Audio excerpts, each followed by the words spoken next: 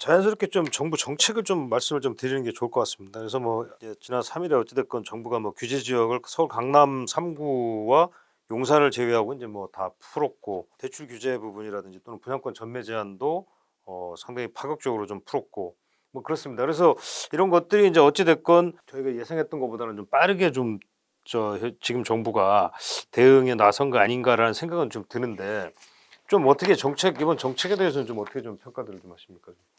네. 저는 개인적으로 굉장히 정부가 빠르게 움직이고 잘 대처를 하고 있다고 생각하고 있고요. 지금 이제 부동산 시장의 하락이 이제 개인뿐만이 아니라 부동산 관련한 기업들한테도 굉장히 많은 악영향을 미치고 있어요. 그리고 이 사실 코로나 이 버블 때문에 부동산 시장의 상승이 너무 과도하다 보니까, 그래서 여기에 이제 PF 자금 대주고 이런 회사들이 돈을 너무 잘 벌고, 그래서 이 과도한 그런 PF 자금들이 이제 부실이 굉장히 지금 위험해질 수 있는 상황. 특히나 이제 1월 19일이 이제 그 7,200억 원이 넘는 이제 둔촌 주공이 그 차환을 다시 갚아야 되는 이런 상황이잖아요. 12% 단기 대출을 끌어다가 지금 사업을 진행하고 있는 거기 때문에, 그래서 아마 제가 봤을 때 1월 3일 날 아마 둔촌주공 한산했을 겁니다.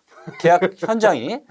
그래서 아마 이렇게 놔뒀다가는 지금 둔촌주공발 뭔가 심각한 문제가 대형 사고가 터질 수도 있는. 그럴 수 있기 때문에, 그래서 이제 발빠르게 정부가 지금 대처를 한 거라고 보여지고 있고 잘한 거라고 보고 있습니다. 근데 그래서 이제 이 굉장히 급락하고 있는 부동산 시장을 억지로 이제 조금은 지금 받쳐주고 있는 상황인데, 그러면 여기서 이제 시장이 다시 바닥치고 다시 턴을 할 거냐? 이거는 또 완전 다른 문제거든요. 그렇기 때문에 이제 너무 급락을 하고 있으니까 이거를 어떻게든 이제 살려보겠다고 지금 하고는 있지만, 이거 가지고는 아직 제가 봐서는 시장을 돌리기까지는 금방 그렇게 돌 수 있는 상황이 아니라고 생각합니다, 저는. 그런데 결과적으로 아까 대부분 언론에서도 이제 그런 평가들이 많았는데, 그러니까 이 연착륙 정도지 결국은 이제 오늘 이제 말씀 쭉 아까 들어보니까 이제 계속 이제 어찌됐건 바닥으로 이제 내려가야 되는데, 바닥이 확인이 돼야 되는데, 그러기 전까지 사실은 지금 이제 규제가 오히려 또 약간 예전에도 보면은 이제 그 규제를 너무 이제 MB 시절 아까 이제 한 교수님도 말씀하셨지만 잠깐 이게 또 착시라고 해야 될지 순간적으로 이렇게 좀 응급조치를 통해서 좀 갑자기 살아났다가 또 이제 팍 꺼지는 뭐 이제 이런 현상도 좀 우려를 하는 분들도 있긴 하더라고요, 또. 그래서 그게 좀 아쉽더라고요. 짧게 말씀 올리면 너무 많은 게 나오니까 금세 살아날 것 같은데 좀 아닌 것 같다, 이렇게 좀 헷갈리는 지금 상황이 됐거든요, 시장이. 다들. 그 다주택 자산가들도 은행 가보니까 대출을 정부에서는 풀었지만 막상 가보면 은행 자체 심사에서 좀 막히는 이런 현상이 있고, 전매 제한이나 이런 것들은 분양 현장에 분명히 도움이 돼서 우리 대표님 말씀하신 것처럼 연착륙에 분명히 도움이 됩니다. 하락폭이 너무 급하면 뭐 경제에 좀 좋지는 않으니까 그건 좋은데, 이제 균형 감각이 좀 없었던 것 같아요, 정책 자체가. 왜냐하면 무주택자나 서민들의 어떤 비율을 따진다라면 이 대책에 어떤 적응할 수 있고 시장에 들어올 수 있는 분들은 자산가들이거든요, 대부분. 그럼 물론 이제 처분 의무 금지라든지 뭐 폐지라든지 뭐 전매 제한 폐지는 청약자들한테 도움이 돼요. 근데 그 청약자들한테 도움이 되는데 분양 가격이 조정되지 않은 상태에서 그 제도는 건설사한테 더 도움이 되지 수분양자한테 도움이 되는 건 아니거든요. 그러면 이왕이라면 정책에 대해서 제가 말씀드리고 싶으면 분양가를 최대한 수요자들이 접근할 수 있도록 최대한 건설사의 이익을 최대한 더 이렇게 확인하고 조율하겠다라는 멘트나 어떤 지침이 있다든지, 또 아니면 취득세 감면을 좀 보조하겠다든지, 이런 쪽에 균형 감각이 같이 들어갔다면 아마 요번에 제가 아는 이제 주의 하고 이제 객관적인 분한테 여쭤보니까 좀 치우쳤다라는 건 다 인정을 하더라고요. 그래서 정책 방향이 거시적인 면에서는 다 인정하는데 미시적인 부분에 들어오니까 약간의 편향된 정책이었다라는 게 이제 중론이에요. 제가 볼 때, 제가 보는 견지에서. 그래서 차후에 만약에 또 이제 추가적인 대책, 지금 말씀하신 것처럼 이 대책으로 연착륙의 어떤 효과는 달성하겠지만 또 이제 문제가 터진다라면 다시 한번 또 마지막 카드들 던지셔야 되는데, 그때는 무주택에 대한 어떤 배려를 기존에 뭐 전 정부에서 깔아놓은 것을 갖다 다시 포장해서 리모델링 정책을 던질 게 아니라 새로운 형태 있지 않습니까? 어떤 형태로든 지원하는 형태, 좀 진정성을 보이는 정책이 같이 곁들여지면 국가 경제에도 도움이 되는 정부의 입장도 다 이해할 것이고 국민의 입장도 이해하고, 그런 정부가 사실 박수 받잖아요. 그래서 한쪽으로만 치우치지 않고 균형 감각 있는 어떤 정책이 나오면 참 좋겠다라는 말씀드리겠습니다. 글쎄요. 저는 뭐 아직도 갈 길이 멀다고 생각하는데, 그러니까 지금의 그런 규제 완화의 수준은 문재인 정부에서 한 번 규제를 강한 수준 정도예요. 그러니까 그 이전의 수준으로 돌아가지도 못했고, 그리고 뭐 많이 풀었다고 하지만 종부세도 여전히 최고가 뭐 2.7%, 양도세도 뭐 3주택도 남아 있죠. 여전히 뭐 일반 세율이라고 하지만 몇 퍼센트죠? 40%고 45%입니다. 45%죠. 그러니까 이게 사실은 어느 나라든 가장 우리가 갖고 있는 그런 뭐 정서적인 그런 뭐랄까 문제점이든 어쨌든 이 다주택자에 대한 굉장히 지나친 그 죄악시하는 그런 사회적인 분위기 자체가 갖고 오는 우리가 겪어야 되는 고통이 너무 커요, 사실은. 그래서 어느 나라는 마찬가지입니다. 어느 나라든 민간 임대사업자 역할을 하는 다주택자가 분명히 있고 그들의 역할을 인정해줘야 되는데 그걸 빼버리면 시장에서 움직여가는 찹볼을 다 때려놓고 니들 살아가라는 거예요. 그러니까 거래도 안 되고 뭐도 안 되고 다 안 되는 거죠. 그래서 그런 결과적으로 다시 얘기하려면 길지만 어쨌든 그런 식으로 해서 가격을 잡아내는 그것도 아니거든요. 그러니까 사실은 시장의 정상화라는 입장에서 이걸 시장의 어떤 가격을 다시 높이겠다, 상승시키겠다라는 의도가 아니라 그냥 자 우리 한번 까놓고 정상적인 시장에서 어떤 일이 벌어지는지 한번 보자 라는 그런 조금은 열린 마음에서 선택할 수 있는 여지는 굉장히 많다라고 봐요. 그래서 간단하게는 지금 강남 상구에 대해서 안 풀었다고 상징적 의미를 얘기하는데 저는 그게 정상적인 시장이면 강남 상구에 그런 규제가 있어야 되나? 그러니까 제가 항상 걱정하는 거는 정말 딴 거보다 저는 거래가 안 된다는 게 굉장히 큰 문제점이고 그 거래 빈곤이라는 게 우리가 여태까지 경험했던 것보다 훨씬 더 강한 상황이에요. 문제점이 큰 상황인데 근데 거래를 바라보면 하나의 거래가 아니라 다 연결돼 있어요. 근데 거래가 촉발되는 가장 중요한 지점들이 사람들이 가장 바라보고 있는 지점들이에요. 강남시장이나. 그러니까 거기서 한 자 팔리고 하나 사야지 연결되는 거래들이 이어져 나갈 수가 있거든요. 그래서 이것도 여전히 우리가 언젠가는 해야 될 그런 방향성인 거죠. 그래서 이번 정부의 정책이 갖고 있는 그런 여러 가지 문제가 과연 우리 모두를 위한 게 아니라 특정 계층만을 위한 것이냐라고 물으면 저는 아니라고요. 그냥 그들이 할 수 있는 사회적인 긍정적 역할을 조금은 더 인정해주는 정도 수준의 선택이었다. 그리고 국민적인 정서에서 굉장히 반감에 대한 부분을 인지하고 있었음에도 좀 뚫고 나갔다라는 그 부분은 저는 박수 쳐주고 싶어요. 그래서 언젠가는 변해야 되는 정서적인 변화이기 때문에 그 부분을 시도하고 있다는 것 자체에 대해서 좀 점수를 주고 싶고 계속 보겠죠. 이게 어디까지 가야 될지. 종부세에 대한 부분도 마찬가지고 토지거래 허가 구역도 있고 전 놀랐던 게 전매제한이 10년이었다는 건 처음 봤어요. 최장 10년이었어요. 아니 전매제한을 10년 하는 나라가 어디 있습니까? 그래서 그 정도로 정말 우리가 양도소득세를 85%에 추가적으로 해서 거의 90몇 % 했던 그런 선택을 했던 것처럼 이걸 전체를 봐야 되는데 하나하나 그냥 올가맸던 그런 선택들이 여전히 우리 시장을 옥죄고 있다라는 좀 숨막히는 그런 느낌을 그런 숫자에서 봤어요. 그래서 저는 여전히 정상화라는 그런 관점에서 보게 되면 갈 길이 많이 남아 있다고 생각합니다. 저도 교수님하고 또 비슷한 부분들이 조금 있는데요. 이제 시장에 지금 이번에 미국발 금리 인상으로 인해서 충격파를 많이 줬죠. 충격파를 많이 줬고 사실은 그 가격 하락의 어떤 이런 분위기는 우리만 겪고 있는 건 아닙니다. 글로벌 거의 선진국들이라 생각하고 있는 그런 지역 미국뿐만 아니라 이제 호주, 캐나다 등등 해서 굉장히 선진국도 같은 지금 어려움을 겪고 있는데요. 그 시장들이 겪고 있는 부분이 우리나라와의 큰 차이를 이제 보이고 있는 부분은 뭐냐면 그 부분에 있어서는 여러 가지 금리 인상이나 이런 부분들이 어느 정도 마무리된다면은 또는 그 지금 금리 인상으로 인한 충격파 부분을 시장 내에서 여러 가지 수급의 어떤 그런 균형을 통해서 또 여러 가지 거래를 통해서 선택에 따른 여러 가지 어떤 충격파 완화 조치들이 충분히 가능하다는 그런 부분들이 있는데요. 우리는 이런 금리 인상에도 충격파가 올 때도 시장에서는 규제라는 것으로 해서 사실은 거래를 할 수 없는, 그러니까 다른 규제가 여러 가지 시장을 억누르고 있는 부분도 있지만 문제는 사실은 아까 양도세 문제, 그 다음에 또 살려고 하는 쪽에서도 취득세 문제가 너무 크기 때문에 실질적으로 시장에서 움직일 수 있는 여지가 지금 없는 상황이었죠. 이런 가운데 제가 생각할 때는 이 앞에서는 다 모두가 이번에 1.3 대책이 나온 것이 이제 상당히 빠르게 나온 것이 아닌가 하는데 저는 오히려 그 시장이 뭔가 조금 이 충격파를 완화할 수 있는 조치로 생각하기에 저는 골든타임을 좀 놓쳤다고 생각을 합니다. 그래서 저는 작년 10월부터 시작해서 시장의 금리 인상의 움직임들이 심상치 않기 때문에 그 부분과 관련해서 정부의 어떤 대책 마련을 제 나름대로는 여러 길을 통해서 이제 제시를 했었는데요.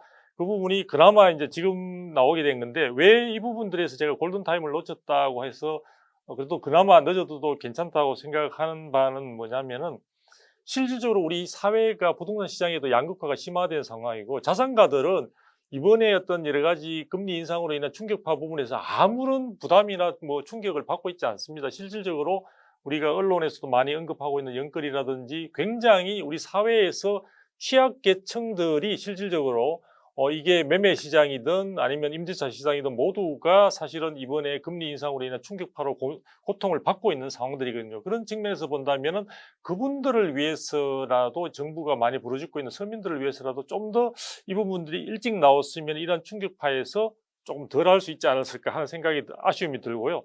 그 다음에 그동안 그러면 많은 시간들을 뭐로 허비했냐면은 뭐 이런 제가 방송에서 이런 이야기를 하는 게 조금 뭐 그 부담됩니다만 저 원희룡 주무장관, 국토부 장관께서도 그동안 사실은 가격대가 이런 좀 버블이 많이 끼었다는 버블 논란에 굉장히 함몰되어 있지 않나라는 생각이 들어요. 그 시간에 사실은 서민들이 어떤 선택을 자유롭게 할 수 있는 기회를 제공할 수 있는 제도 개선에 좀 더 고민을 했었으면 하는데 그리고 이번에 나온 1.3 대책 등을 통해서 지금 많은 것들이 규제가 완화되는 부분들이 나왔습니다. 가장 뭐 규제 지역 그 해제 부분은 가장 큰 포인트라고 볼 수 있는데요.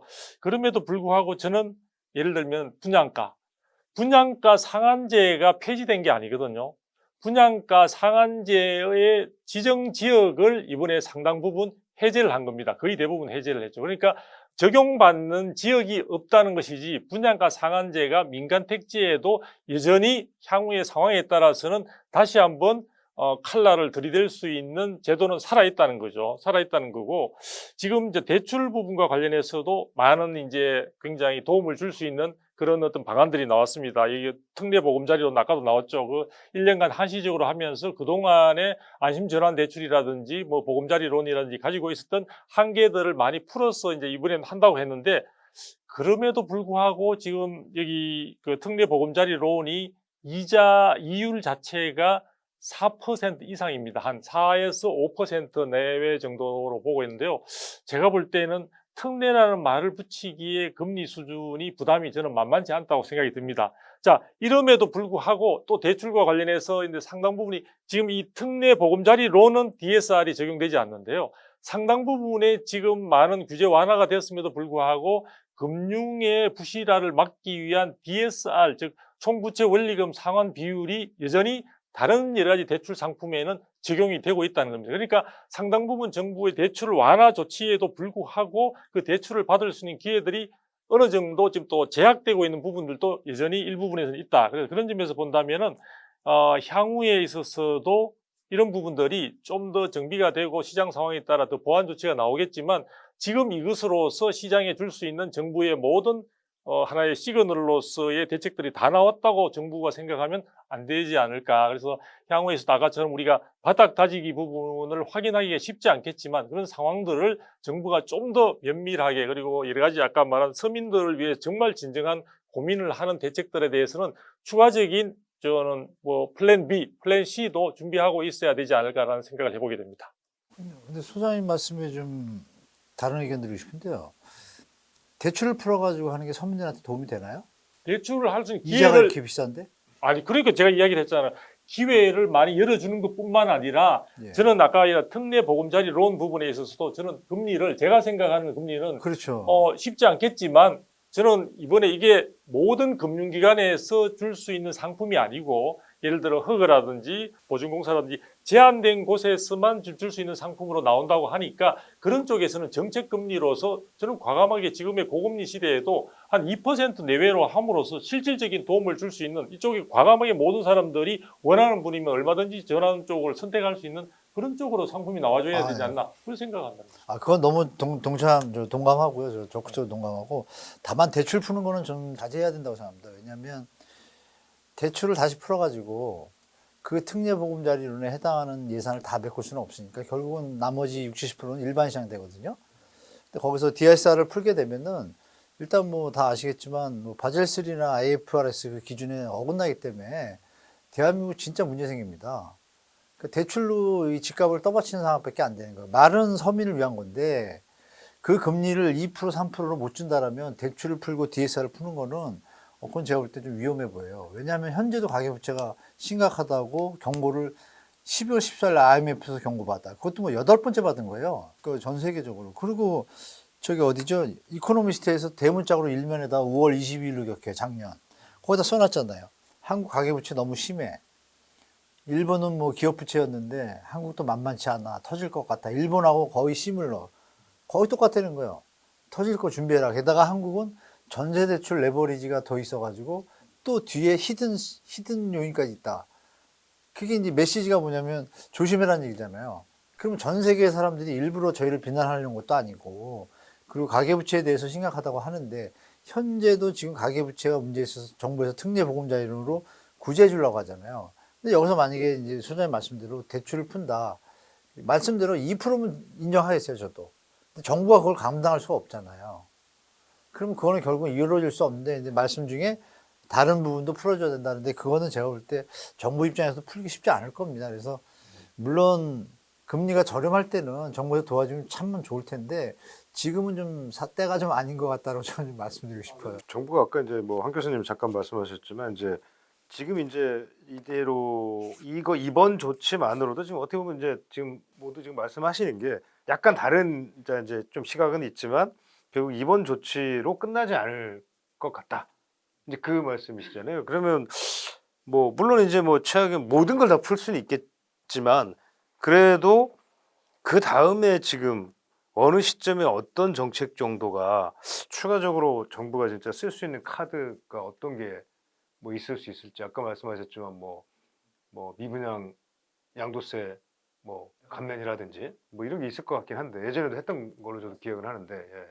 그러니까 이제 지금 미분양이 월에 이제 지금 10,000채 이상씩 지금 쌓이고 있어요. 굉장히 급격하게 쌓이고 있고 아까도 말씀하셨지만 이제 6만 채 이상 쌓이게 되면 이제 부동산 관련한 기업들한테 이게 상당한 부담이 될 수가 있는데 그래서 이제 역사를 돌이켜 보면 항상 이제 나왔던 정책들이 이 미분양 주택을 취득하게 될 경우에 이제 한시적으로 한 채가 됐건 여러 채가 됐건 미분양 주택 취득 시 양도소득세를 전면 면제해 주는 또 이런 정책들이 나오게 돼요. 그래서 아마도 뭐 언제가 될지 모르겠지만 저는 뭐 빠르면 올해도 그런 정책들이 나올 수 있다고 생각하고 있고요. 그리고 이제 과거에도 그게 2012년 아마 한 3분기인가 4분기 정도에 아마 나왔을 거예요, 그 정책들이. 그래서 미분양이 일시적으로 줄었다가 다시 또 미분양이 증가했다가 또 미분양이 이제 서서히 이렇게 빠지는 이런 패턴들이 나타났었는데 아마도 이번에도 그러니까 사실 지금의 부동산 시장을 다시 살리려면 결국에는 코로나 버블 시기에 그 터졌던 누군가는 연끌할 때 누군가는 그만큼 판 거잖아요. 그래서 거래량이나 거래 대금 데이터를 보게 되면 대한민국 역사상 가장 많은 거래량과 거래 대금이 그때 터졌거든요. 그래서 아마 그때 현금화 하신 분들도 상당히 많이 있을 겁니다. 그분들은 이제 아마 또다시 이제 그런 기회들을 아마 기다리고 계실 거고 그런 기회들이 오게 된다라면 아마도 당연히 아마 사게 되겠죠. 왜냐하면 이제 그 워낙 이제 세금에 대한 베네핏이 크다 보니까 그때는 뭐 굳이 뭐 발목이 아니라 무릎이나 허벅지 정도에 사도 세금에 대한 베네핏 때문에 거의 뭐 이렇게 정강 밑에서 사는 거랑 비슷한 효과가 나타날 거거든요. 그래서 아마도 이제 지금의 이런 문제들이 이게 정말 심각해요. 아까도 DSR 얘기하셨지만 지금 얼마 전 한국은행에서 발표한 자료에 따르면 지금 평균 DSR이 60%가 넘었거든요. 그 얘기는 무슨 얘기냐면 내가 버는 소득의 60%를 지금 대출 갚는데 다 쓰고 있다라는 거예요. 근데 장바구니 생활비는 계속 올라가잖아요. 어떻게 살겠어요?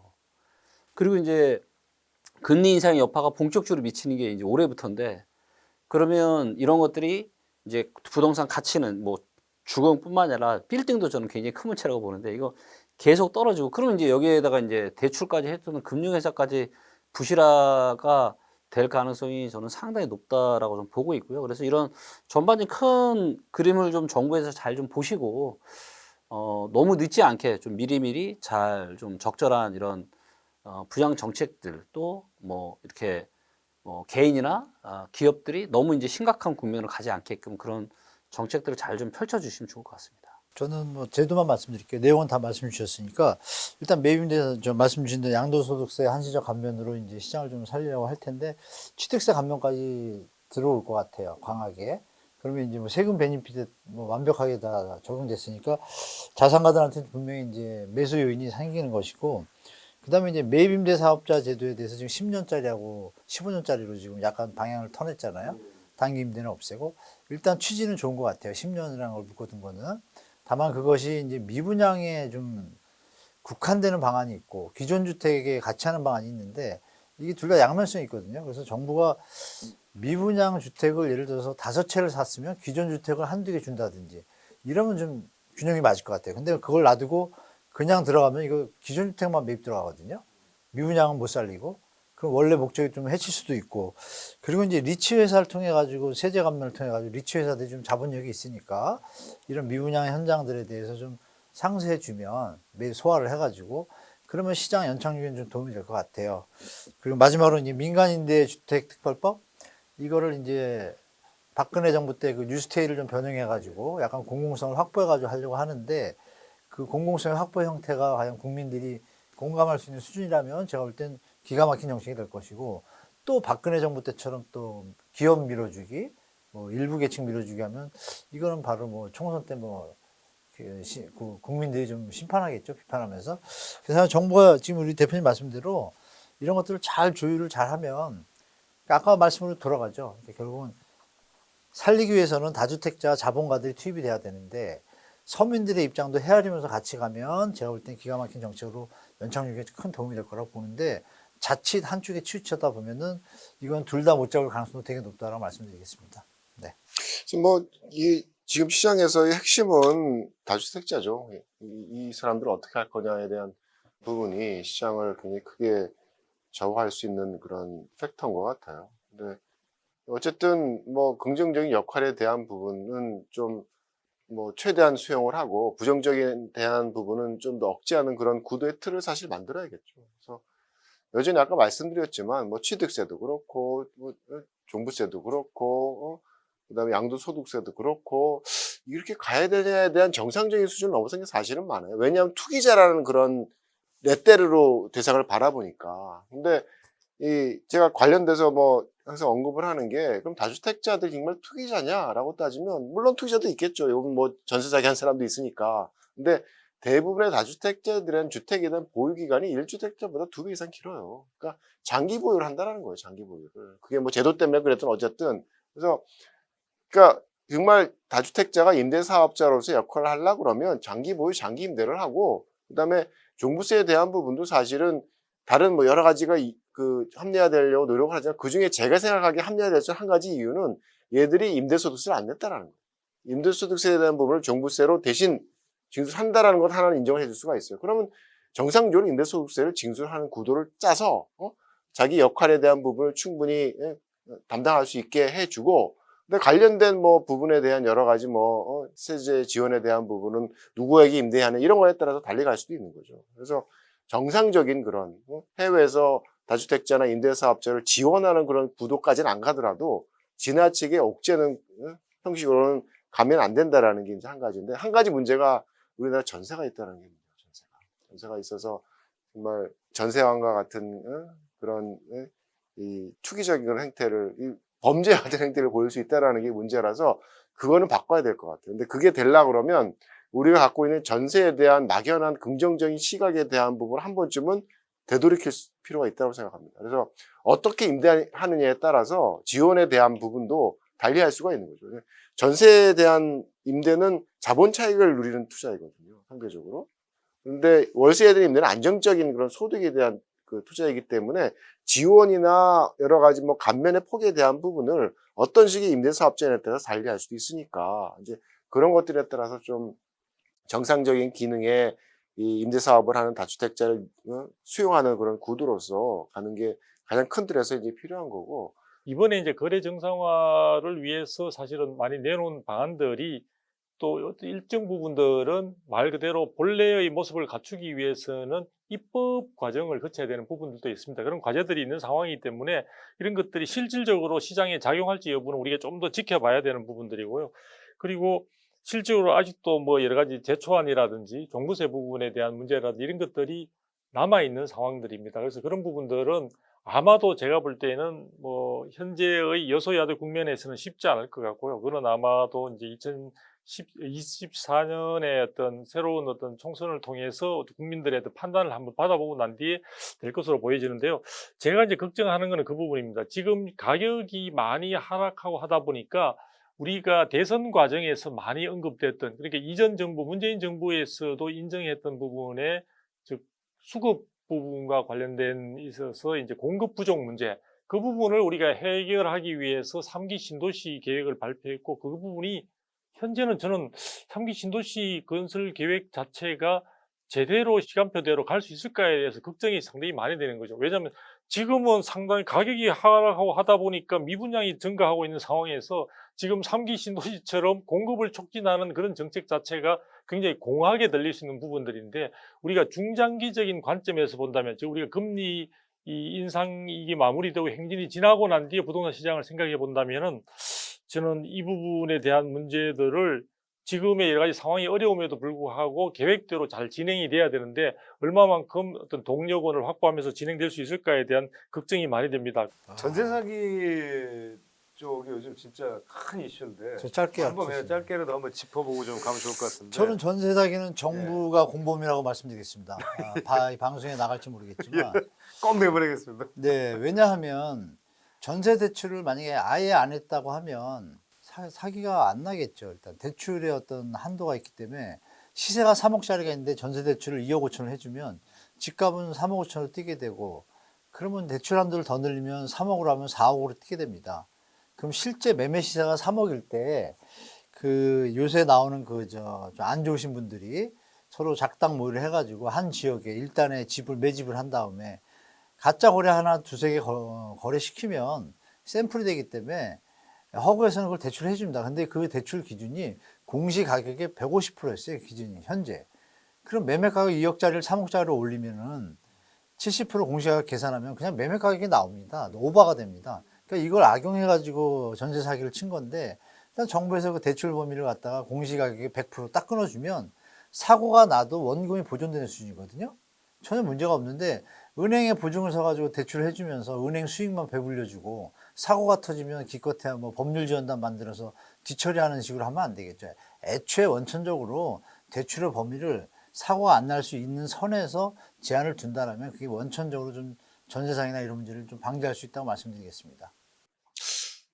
저도 정부의 손을 너무 탄 것 같아요, 전세 시장이. 그러니까 뭐 이런 뭐 청년이라고 그래서 왜 그렇게 해줘야 되는지는 모르지만 저리에 전세 대출을 해서 형태를 이상하게 해버리고, 거기다 뭐 보증이라고 해주지만 사실은 보증을 해준다라는 것 자체는 선택하는 주체에 있어서는 어떻게 보면 합리적인 선택을 못하게 할 수도 있는 거거든요. 그러니까 뭐 자기가 정말 이 피해를 본다 그러면 굉장히 꼼꼼하게 따져보면 할 텐데, 그게 아니라 보증 들으면 된다고 생각하면 선택이 좀 좀 풀릴 수가 있는 거죠. 그래서 이 정부의 어떤 지원과 이런 틀 안에서 이루어진 문제점이 적지 않다고 기본적으로 생각을 하고요. 그래서 과연 어떻게 풀어낼 거냐에 대한 부분은 민간에서의 그런 치열한 다툼을 통해서 풀어야 된다고 생각을 해요. 그러니까 들어가는 사람도 조심해서 들어가고 놓는 사람도 조심해서 놔야 되는데, 시장 상황에서 이런 문제가 발생한 거는 굉장히 급하게 전세값이 내리고 굉장히 급하게 가격이 내렸다는 거예요. 가격도 잘 모르는 상황에서. 또 오르는 상황에서는 벌어질 일이 아닌 거죠. 그래서 얼마나 시장을 시장 주체들에게 잘 파악하게 만들어 주느냐에 대한 정보에 있어서의 어떤 투명성에 대한 부분이 굉장히 중요한 방향성이라고 생각을 합니다. 그래서 뭐 예를 들어서 뭐 이 지금 벌어진 여러 가지 문제들을 보면서 과연 부동산 거래와 소유와 관련된 부분들이 이게 개인 정보로 보호해야 될 거냐라는 기본적인 질문을 던져요. 그러니까 지금 사실 애매해요. 애매해서 그 국토부에서도 시골아까 공개를 할 때 호수 이런 건 빼고 뭐 엄하게 막 뭐 이런 데이터베이스 회사에서 그냥 면적화 이거 가지고 붙이는 그런 노력을 저마다 다 하고 있는, 굉장히 사회적인 비용이 많이 들어가는 시스템을 지금 유지를 하고 있거든요. 근데 이게 공공이 함께 공유를 하는 공공성이 강한 데이터라 그러면 같이 나누는 거죠. 누구나가 다 나눠서 그런 데이터들이 주어진다 그러면 실제로 뭐 시세나 공시지가는 벌써 1년 전 얘기고 지금 급하게 시장이 내리는 가격 변하는 수준에서 정말 민간에서 치열하게 이 거래 가능한 금액을 뽑아서 올려줄 수 있는 그런 시스템이 자연스럽게 만들어질 수 있는 그런 토양을 주는 거죠. 그게 기본적으로 자료를 있는 그대로 제공을 하는 거거든요. 그래서 저는 어떤 정보의 투명성이라는 게 사실은 이 문제를 풀어내는 데 있어서 굉장히 중요하고 우리가 겪는 시장은 항상 가격이 안정되고 오르는 시장이 아니거든요. 떨어질 때의 시장은 뭐 우리가 갖고 있는 정보 시스템으로는 해결이 안 되는 거예요. 그래서 그런 식의 어떤 좀 민간에 있어서 자정적인 그런 노력이 결실을 맺을 수 있고 하나를 보는 게 아니라 얘만 볼 필요는 없잖아요. 정부에서 그걸 왜 하나만 줘야 돼요, 가격을. 민간에서 이런 가격도 저런 가격도 주고 하면서 비교해서 서로 경쟁하고 그중에서 선택하게 만들어줘야 되는 거죠. 그래서 좀 그게 어떻게 보면 지금 시점에 가장 좀 해봐야 되는 그런 그 접근 방법이 아닐까 생각합니다. 저는 이제 전세 시장이 이번에 전세 사기라는 부분들이 지금 사회 문제가 되고 있는데요. 그 해당되는 주택을 우리가 좀 곰곰이 들여다보게 되면 이제 두 가지로 좀 나누어지게 됩니다. 그러니까 매매 가격이 급락하면서 사실상 전세 가격이 매매가보다 더 올라감으로써 사실 뭐 돌려주기가 쉽지 않은 상황으로 되는, 그러니까 이제 주택 소유자로 봐서는 자의적이 아닌 이제 그런 부분들이 있는 것 같고요. 또 한편에서는 고의적으로 범죄에 해당된다고 볼 수 있죠. 이제 그런 부분들이 있는 상황들인데요. 이런 부분들을 막기 위해서 정부는 이제 항상 이야기할 때마다 이제 보정보험으로 어느 정도 이런 부분들에 대해서 제도적으로 좀 준비가 되어 있다는 이야기를 많이 하죠. 근데 참 사실 보게 되면요, 민간 사업자로 임대 사업자로 등록된 경우에 있어서는 이제 임대인 자체가 보정보험에 이제 강제 가입을 하도록 이제 그렇게 되어 있는 부분들이 있고요. 75%를 부담하게 되어 있죠. 그렇지 않은 경우에는 이제 전세 보정보험에 이제 세입자가 지금 가입을 해야 되는 상황들인데요.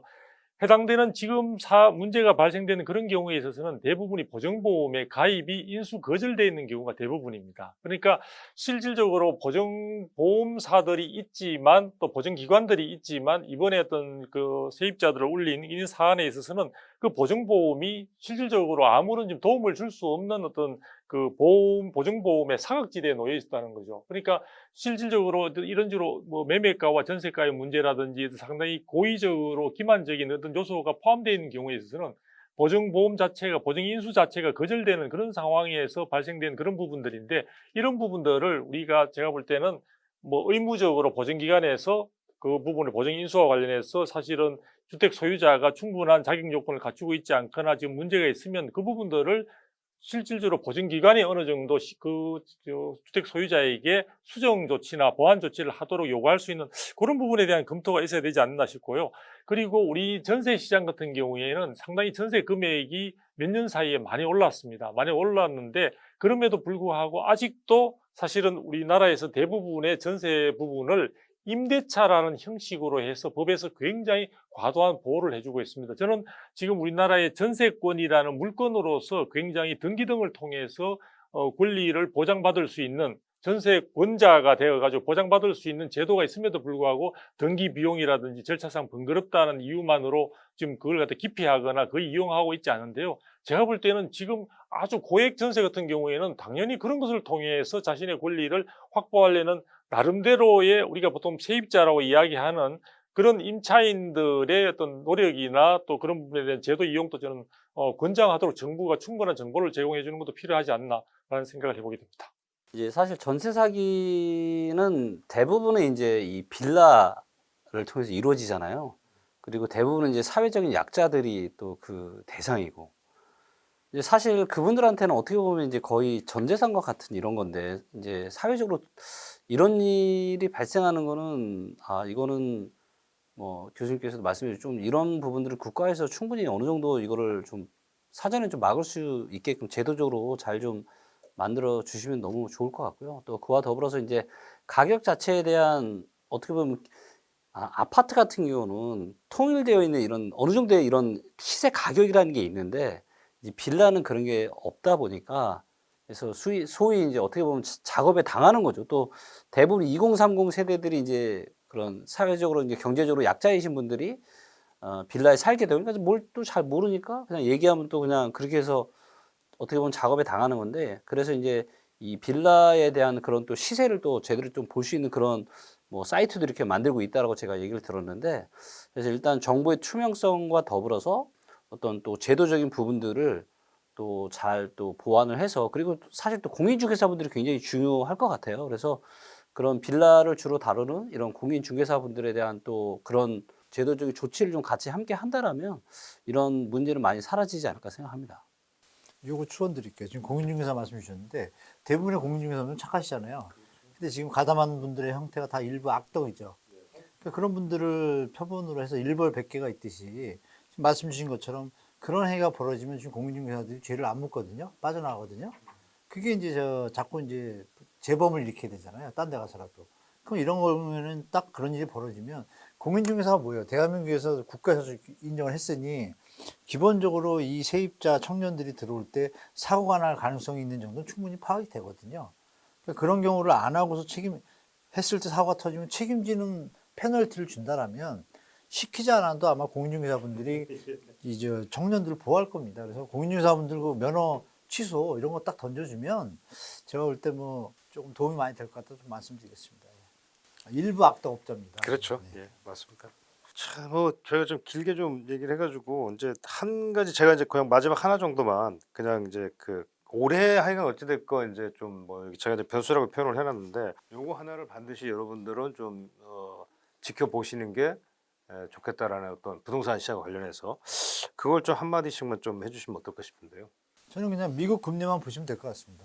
네, 미국 금리가 전 세계에 어떻게 움직일지 뭐 아무도 모르지만 현재 뭐 예측되는 건 올해 리세션하고 침체가 온다는 건 대충 알고 계실 거고 금리가 추가적으로 더 오르거나 좀 지속될 기미가 있다라면 대한민국 부동산 시장에도 좀 악재로 작용할 것 같습니다. 그래서 그거 보시면서 대처하시면 큰 무리는 없을 거라고 말씀드리겠습니다.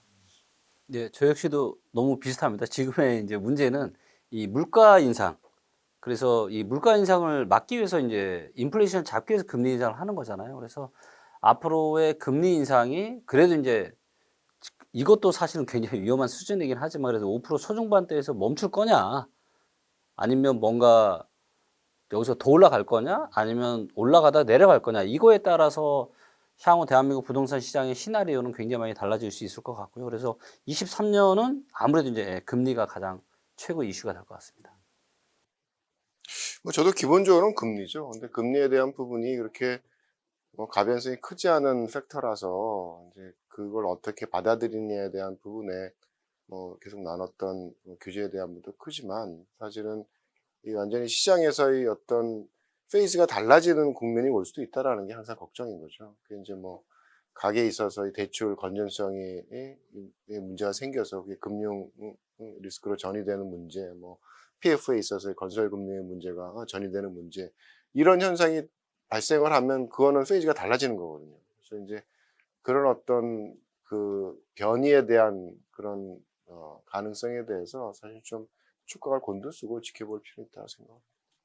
저는 뭐 앞에서 말씀하신 이제 금리 인상 부분은 결국은 시장이 어떤 방향으로 진행할 것인가를 갖다 확인할 수 있는 지표가 될 수 있기 때문에 당연히 이제 금리 인상의 어떤 진행 자체가 어느 정도 마무리되느냐 아니면 계속되느냐 하는 부분을 지켜봐야 되고요. 그 다음에 저는 이러한 부분과 관련해 가지고 시장의 어떤 참여자들 그러니까 많은 참여자들이 어떤 금리 인상의 변동도 부분들을 어떻게 받아들이고 그다음에 정부의 지금 최근에 어떤 1.3 대책처럼 그런 부분들을 어떻게 받아들이면서 시장에 대한 수요 심리의 어떤 회복 부분 그 부분들을 저는 볼 필요가 있다. 그래서 그런 부분은 가장 잘 나타내 주는 것이 거래량이기 때문에 현재 서울시 같은 경우는 서울시 부동산 정보광장이라든지 각 시도의 경우에 있어서도 자체적으로 그러한 정보들을 매일같이 업데이트 시켜가지고 제공하고 있는 것으로 알고 있습니다. 그래서 그런 부분들에서 거래량이 충분히 시장에서 어느 정도 과거에 평균적인 그런 거래량을 회복하는 수준이 된다면 시장에 있어서 많은 분들이 좀 긍정적인 그러한 기대감을 가져도 좋지 않을까 그렇게 생각합니다. 자, 하여간 뭐 오늘 진짜 그 저희가 뭐 2023년 부동산과 관련돼서 뭐 인간한 얘기들은 좀 다 한 거 아닌가라는 생각을 해봅니다. 뭐 참고하셔가지고 의사결정을 좀 하시는데 많은 좀 도움을 좀 받으셨으면 좋겠습니다. 오늘 뭐 장시간 고생 많으셨습니다. 네, 네, 수고하셨습니다. 수고하셨습니다. 수고하셨습니다. 수고하셨습니다.